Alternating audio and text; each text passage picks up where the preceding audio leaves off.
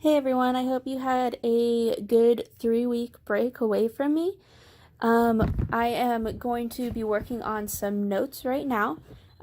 So you should have seen in Canvas that there's this page for you available. So if you want to print that out, if you have a printer at home, you're more than welcome to. If you don't have a printer at home, just be sure to follow along with me. I'll go through everything. And you can take notes on paper on the side if you so choose. So this isn't going to go perfectly. This is the first time I've ever done this. So we're going to be really working together, and figuring out what works and what doesn't work. So if there's something that you don't like about this or you want me to change something, just let me know. We're going to work through this together. So this is our first notes. It is 7.1, adjacent and vertical angles.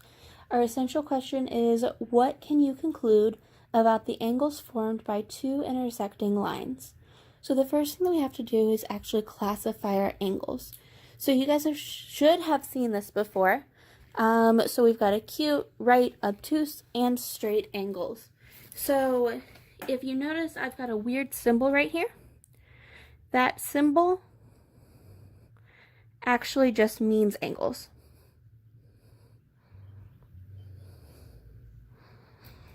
So, like I said, mathematicians are lazy. That's the lazy man's way of doing that. You should already know that acute angles is less than 90 degrees. And an acute angle looks something like that.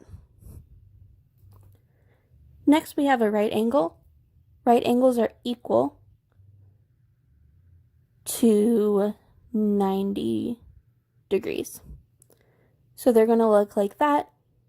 And most of the time you're going to see that little indication that that is a right angle. So we don't have to write 90 degrees whenever we do have a right angle. The next one is obtuse. So an obtuse angle is greater than 90 degrees. And an obtuse angle looks something like that. Our last one is a straight angle, which is equal to 180 degrees. And it's going to look something like that right there. Now that we know what the names of our angles are, we can go through and name them according to specific angles. So there's 3 different ways to do that. The first way is using 3 letters. This is probably going to be the easiest way and most common way of doing it. You can see on our notes, it has angle BDE. So B is the point on one side, D is the vertex, and E is the point on the other side of our vertex. For this one, the vertex always has to be in the middle.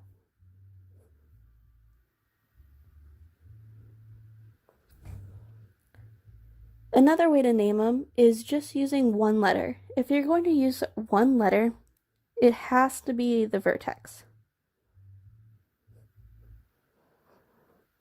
And there's sometimes that this works out, and there's other times that it doesn't, and we'll get to that in just a second.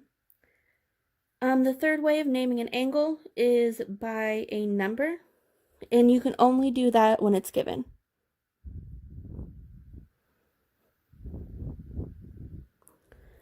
So if you look at this contraption down here, we're going to name an acute, a right, an obtuse, and a straight angle. So I'm going to write those down here.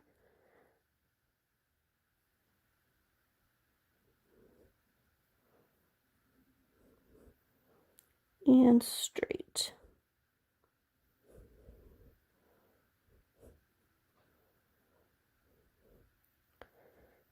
So if we look back up here, this right here, BDE, is actually right here. This angle formed by those 2 lines is going to be classified as an acute angle. So I will write angle BDE for our acute. A right angle is equal to 90 degrees. So it says over here that angle, or ABEF and BCDE are both squares. We know that squares have 4 corners that are 90 degrees. So I know that these points are going to have 90-degree angles. So I'll just use that point right there as our right angle. With this one, I can choose to just write angle A because there's nothing else coming from it. If we look at this angle right here that we classified as an acute angle, we notice that if I said angle D, I don't know if I mean this or if I mean that right angle there.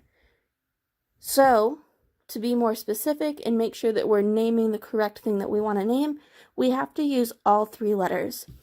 Over here, there's only one option for angle A, so we can just simplify it by putting angle A like I did there. An obtuse angle is greater than 90 degrees, so I'm looking right here at this angle. I cannot classify that as angle B. Like I said before, it has a couple of different options. So I have to choose the 3 letters that are going to form that angle. So I'm starting at A, going to B, and then going down to D. So that's what I'm going to write. A, B, D.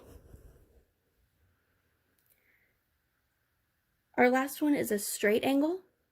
Straight means that it is equal to 180 degrees, so it should form a straight line.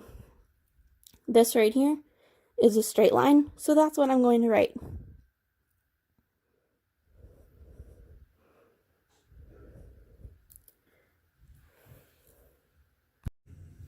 Okay, so turn your paper over to the back side and you should be seeing this. I already wrote this out just to save me some time. Hey, Soak. So adjacent angles are 2 angles that share a common side that have the same vertex. So if we look at this little diagram over here, we're going to identify some adjacent angles. So they must share a side and they must have the same vertex. The vertex of this is right here. They're going to be sharing a side.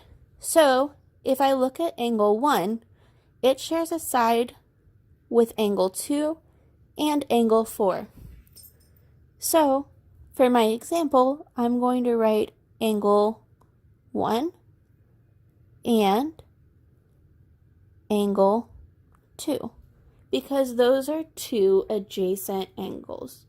And so you should be able to find several more in this little diagram.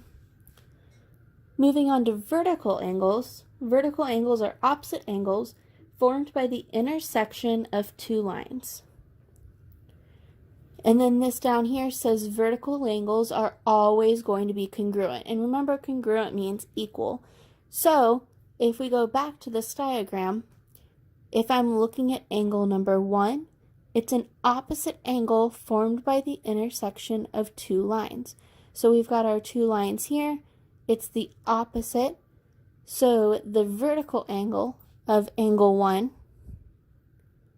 is going to be angle 3. So angle 1 and angle 3 are vertical angles. And you can also see that angle 4 and angle 2 are vertical angles. So let's look at problem A. I know that angles 70 degrees and angle X are both vertical angles, which means that they're opposite angles formed by the intersection of 2 lines. And so since they're vertical angles,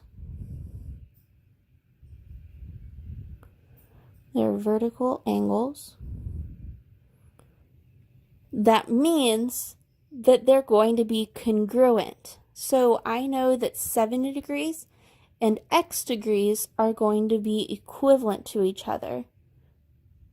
They are equal to each other. So I know that my X right here equals 70 degrees.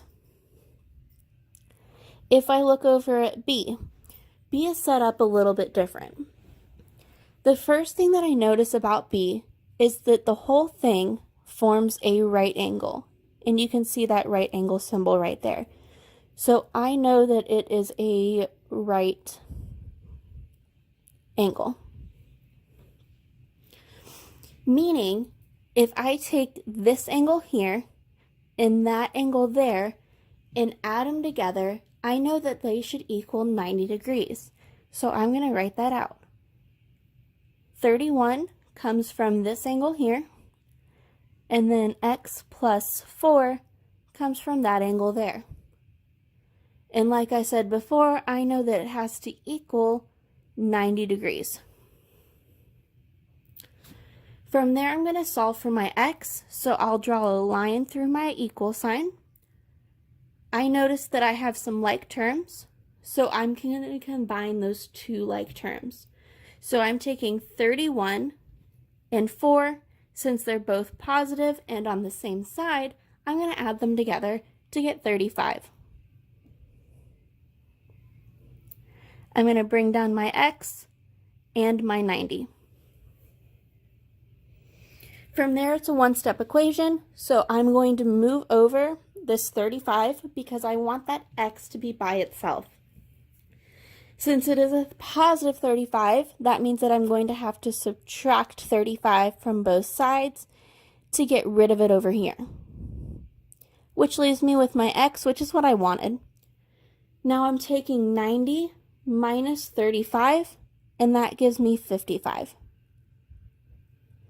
So I know for problem B that x is equal to 55. On the bottom, I want you to try these 3 problems on your own. I will have the answers in the answer key, so you can check them once you're done. You should tell me whether the angles are adjacent or vertical angles. And then just going back, these share a side and a vertex, so these ones are adjacent. So you're telling me whether they're adjacent or if they're vertical, and then you're finding the value for x. So tell me what x is in each of these 3 problems.